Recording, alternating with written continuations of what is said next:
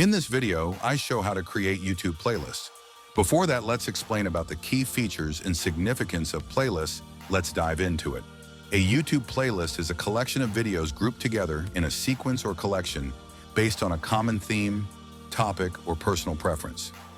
Playlists allow users to curate and organize videos so they can be easily accessed and enjoyed without having to search for each video individually.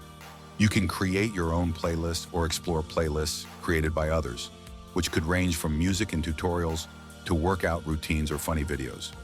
Playlists can be private, shared with specific people, or set to public, allowing anyone to discover them. Some key features of YouTube playlists. 1. Anyone with a YouTube account can create a playlist. 2. You can add videos from your own channel or from other channels. 3. You can create playlists for learning, entertainment, or other purposes. 4. You can share playlists with friends. 5. You can manage playlists in YouTube. Studio benefits. 1. Playlists can help viewers discover specific videos.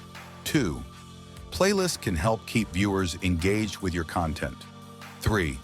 Playlists can help increase your views and watch time. 4.